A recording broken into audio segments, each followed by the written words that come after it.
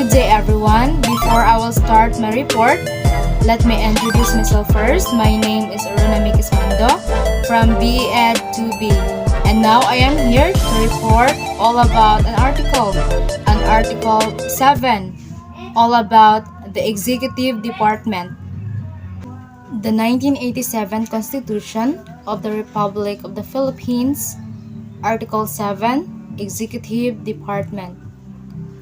Section 1. The executive power shall be vested in the President of the Philippines.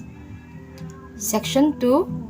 No person may be elected President unless he is a natural-born citizen of the Philippines, a registered voter, able to read and write, at least 40 years of age on the day of the election, and a resident of the Philippines for at least 10 years immediately preceding such election. Section 3. There shall be a Vice President who shall have the same qualifications and terms of office and be elected with and in the same manner as the President. He may be removed from office in the same manner as the President. The Vice President may be appointed as a member of the Cabinet. Such appointment requires no confirmation. Section 4. The President and the Vice President shall be elected by direct vote of people for a term of 6 years, which shall begin at noon on the 30th day of June, next following the day of the following election, and shall end at the noon of the same date. 6 years thereafter, the President shall not be eligible for any re-election.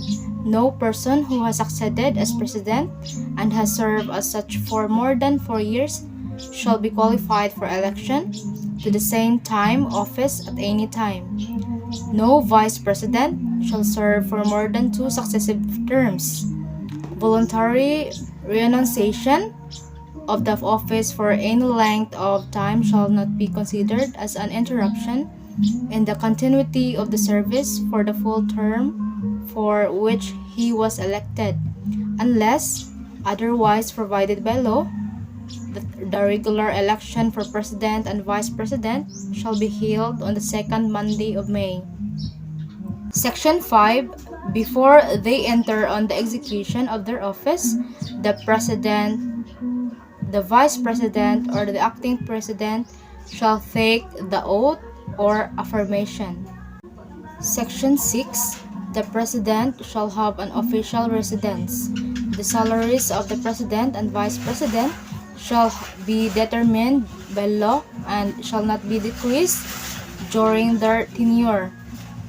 No increase in said compensation shall take effect until after the expiration of the term of the incumbent during which such increase was approved. They shall not receive during their tenure any other emolument from the government or any other source. Section 7. The President-elect and the Vice President-elect shall assume office at the beginning of their terms. If the President-elect fails to qualify, the Vice President-elect shall act as President until the President-elect shall have qualified. Section 8. In case of death, permanent disability, removal from office, or resignation of the President, the Vice President shall become the President to serve the unexpired term.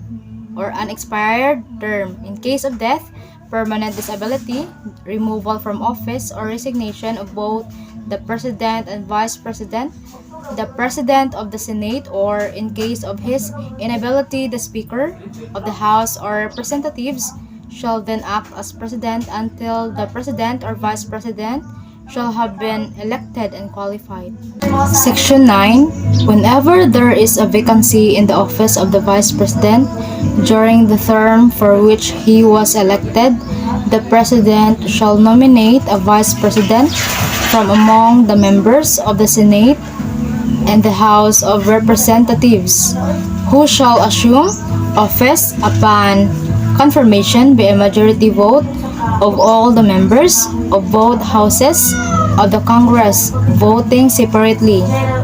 Section 10. The Congress shall at 10 o'clock in the morning of the third day after the vacancy in the offices of the President and Vice President occurs, convene in accordance with its rules without need of a call. Section 11. Whenever the President transmits to the President of the Senate and the Speaker of the House of Representatives his written declaration that he is unable to discharge the powers and duties of his office and until he transmits to them a written declaration to the contrary, such powers and duties shall be discharged by the Vice President as acting President. Section 12. In case of serious illness of the President, the public shall be informed of the state of his health. The members of the Cabinet in charge of national security and foreign relations and the Chief of Staff of the Armed Forces of the Philippines shall not be denied access to the President during such illness.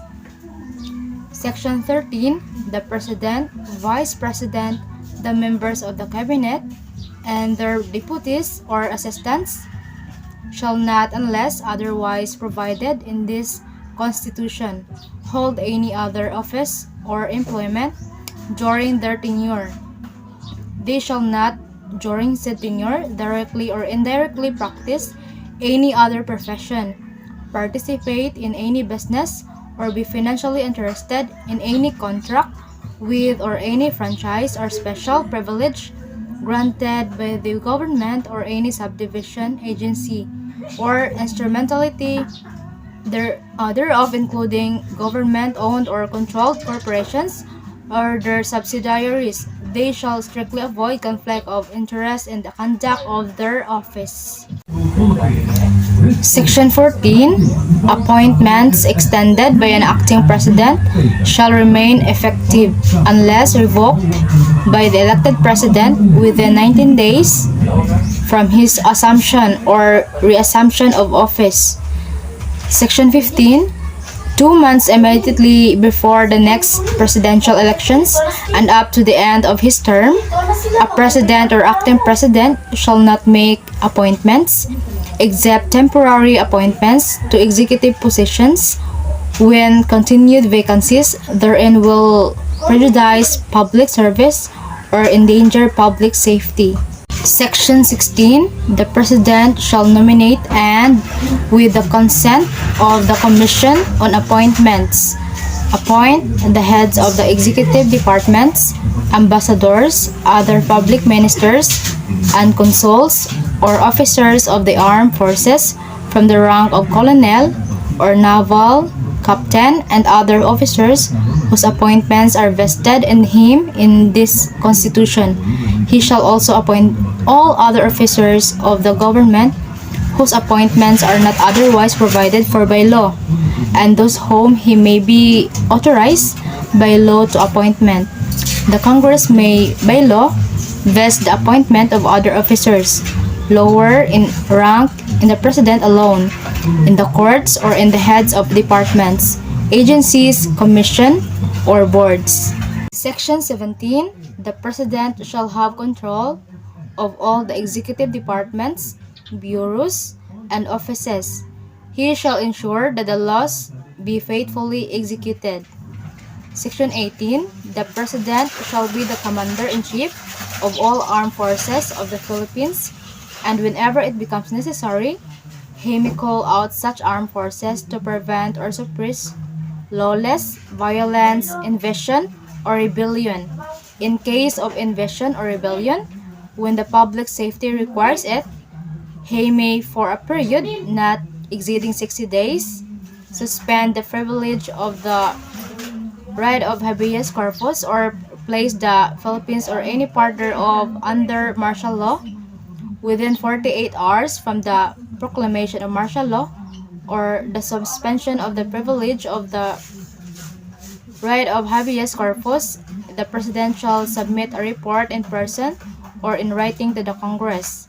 The Congress, voting jointly by a vote of at least a majority of all its members in regular or special session, may revoke such proclamation or suspension, which revocation shall not be set aside by the President. Upon the initiative of the President, or the Congress may, in the same manner, extend such proclamation or suspension for a period to be determined by the Congress if the invasion or rebellion shall persist and public safety requires it. Section 20. The President may contract or guarantee foreign loans on behalf of the Republic of the Philippines with the prior concurrence of the Monetary Board and subject to such limitations as may be provided by law. The Monetary Board shall within 30 days from the end of every quarter of the calendar year submit to the Congress a complete report of its decision on applications for loans to be contracted or guaranteed by the government or government-owned and controlled corporations, which would have the effect of increasing the foreign debt and containing other matters as may be provided by law. Section 21. No treaty or international agreement shall be valid and effective unless concurred in by at least two-thirds of all the members of the Senate. Section 22. The President shall submit to the Congress within the 30 days from the opening of every regular session as the basis of the General Appropriations Bill, a budget of expenditures and sources of financing, including receipts from the existing and proposed revenue measures. Section 23. The President shall address the Congress at the opening of its regular session. He may also appear before it at any other time. That's could be all. Thank you.